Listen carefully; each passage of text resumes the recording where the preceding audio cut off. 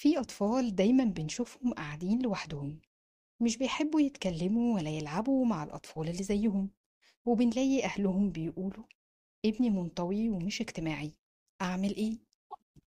وغالبا أول رد فعل بيكون قلق، خوف، أو يلوموا طفلهم ليه كده.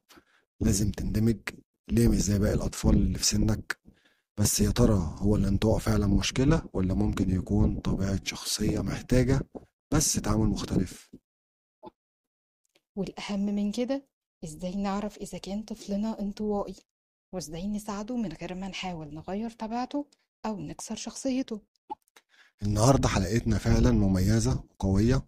هنتكلم ونتناقش عن سلوك الطفل الانطوائي، وازاي نفهمه، وازاي نحتويه، وازاي ندعمه بدل ما نضغط عليه علشان يكون نسخة تانية من طفل تاني مش هو.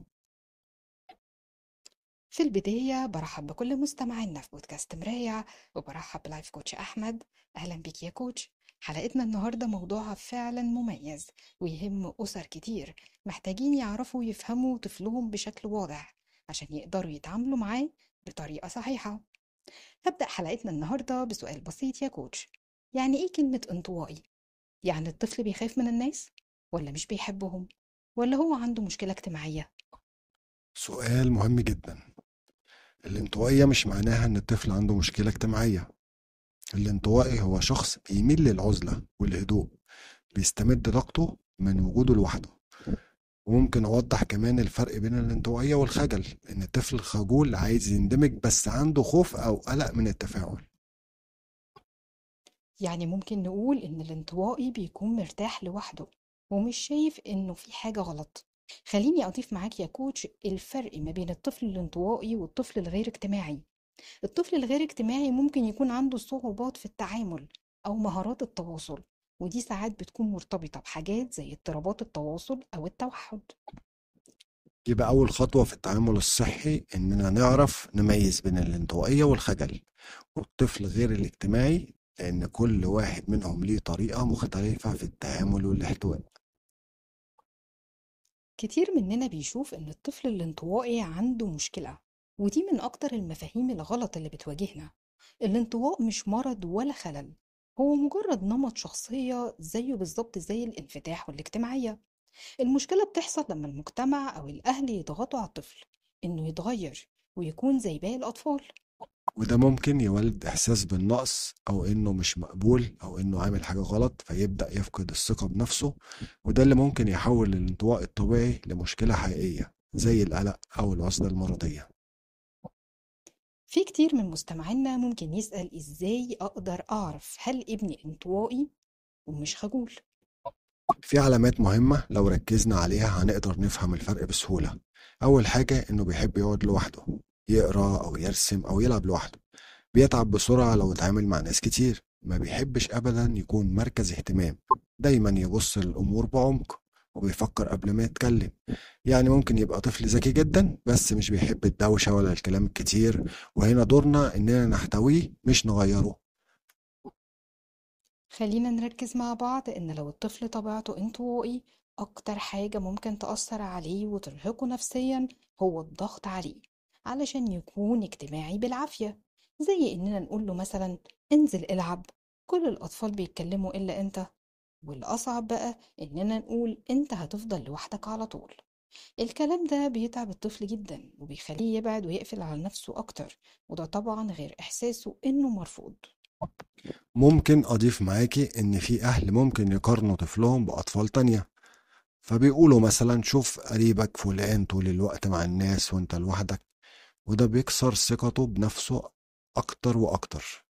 وممكن كمان يتفسر الانطواء إنه ضعف أو جبن، أو إن الأهل شايفين من وجهة نظرهم إنه المفروض يعمل أنشطة اجتماعية طول الوقت. وممكن الموضوع ياخد مسار تاني خالص، والناس كتير تدخل وتكلمه إن السلوك ده غلط وما ينفعش. يعني بدل ما نساعده احنا اللي ممكن نكون السبب انه يبعد وما يتواصلش مع حد، وبالتالي يزيد شعوره بالوحدة. وهنا لازم نفهم ان كل طفل ليه طبيعته ومش شرط يكون اجتماعي علشان يكون ناجح او محبوب من اللي حواليه. طب خلينا نوضح أكتر لكل أب أو أم بيسمعونا دلوقتي، لو حد ابنه انطوائي ممكن يساعده ازاي من غير ما يضغط عليه أو يغير طبيعة شخصيته؟ أهم حاجة لازم ناخد بالنا منها كويس جدا هي القبول.